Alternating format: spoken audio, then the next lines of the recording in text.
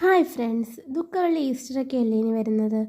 അതുകൊണ്ട് ഞങ്ങൾ കിണ്ണിയപ്പം ഉണ്ടാക്കാമെന്ന് വിചാരിച്ച്. കിണ്ണിയപ്പം ഉണ്ടാക്കാനായിട്ട് പച്ചരി വെള്ളത്തിലിട്ട്, നാഴി പച്ചരിയാണ് വെള്ളത്തിലേക്ക് ഇട്ടത്. പച്ചരി 2-3 മണിക്കൂർ വെള്ളത്തിലിട്ട് കുതിർത്തെടുത്തതിന് ശേഷം അത് മിക്സിയുടെ ജാറിലിട്ട് നന്നായിട്ടൊന്ന് അരച്ചെടുത്ത്, അത് അരച്ച് മാറ്റിയതിന് ശേഷം ഒരു തേങ്ങ തിരുകി അരച്ചെടുത്തിട്ടുണ്ട്. തേങ്ങ അരച്ചതും കൂടെ ഈ മാവിലോട്ട് ചേർത്ത് ഇളക്കി എടുത്തിട്ടുണ്ട്. ഇനി കുറച്ച് ഉപ്പും സോഡാപ്പൊടിയും കൂടെ ചേർത്തൊന്ന് ഇളക്കി എടുത്തിട്ടുണ്ട്. എന്നിട്ട് അതിനകത്തോട്ട് കുറച്ച് പഞ്ചസാര ചേർത്ത് കൊടുക്കണം. നമുക്ക് മധുരത്തിനനുസരിച്ച് പഞ്ചസാര ചേർത്ത് കൊടുക്കാവുന്നതാണ്.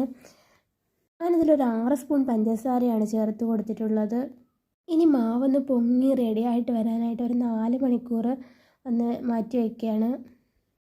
4 മണിക്കൂറിന് ശേഷം മാവ് നന്നായിട്ട് റെഡിയായി വന്നിട്ടുണ്ട്. ഇനി ഇത് വേവിക്കാനായിട്ട് ഞാൻ ഇഡലിക്കുട്ടത്തിലാണ് വേവിക്കാനായിട്ട് വെക്കുന്നത്. വേവിക്കാനായിട്ട് മാവ് ഒഴിക്കാനായിട്ട് 2 പ്ലേറ്റുകളാണ് എടുത്തിട്ടുള്ളത്. സ്റ്റീൽ പ്ലേറ്റുകളാണ് എടുത്തിട്ടുള്ളത്.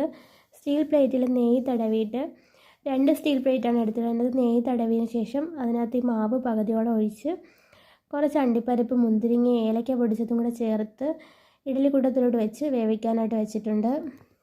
ഒരു കാര്യം പറയാൻ വിട്ടുപോയി, ഞാൻ ഇതിൻ്റെ മാവിനകത്തോട്ട് കുറച്ച് നെയ്യും കൂടെ ഒഴിച്ച് കൊടുത്തിട്ടുണ്ട്.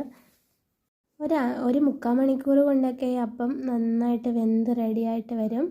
ഇതാ നമ്മുടെ അപ്പം ഇവിടെ വെന്ത് റെഡിയായിട്ട് വന്നിട്ടുണ്ട്. ഓക്കെ.